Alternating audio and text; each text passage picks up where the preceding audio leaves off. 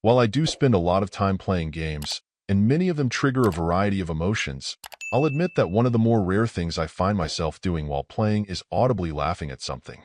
Not simply appreciating something as humorous, letting out a quick snort of some kind, but involuntarily laughing hard at something. That's part of the reason I tend to enjoy playing games that are more at the weird end of the spectrum, because typically humor tends to arise from the unexpected. Walking into Thank Goodness You're Here, I had no idea what it held in store, with no expectations, and overall I'd say that's the best way to play it, so I'll try to be very general about the details. The gist of the experience is that you'll explore a small town while really only able to jump, talk to people, and hit things. With that repertoire, you'll try to help people out the best you can, though most of the time in odd and thoroughly unexpected ways. In general, you'll absolutely need to be patient, as there's very much of a puzzle-solving element to things. The challenge is that with so few means of interaction at your disposal, how you'll get through some of these issues will require some experimentation with unexpected outcomes, and that's typically where the humor kicks in. Well, that and it being animated in a goofy style.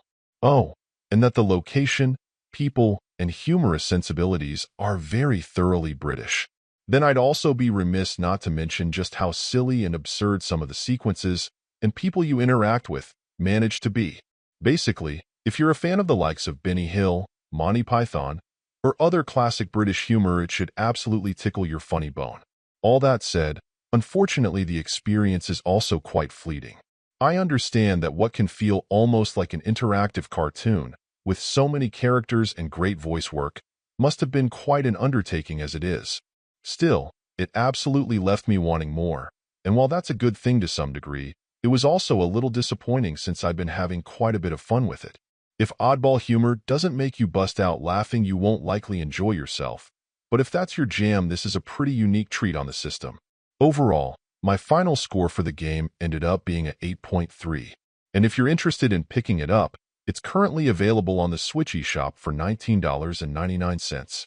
Thank you for taking the time to listen to this review, and if you'd like more information or ideas of indie games worth checking out on Switch, be sure to click on the link provided in the description. Until next time.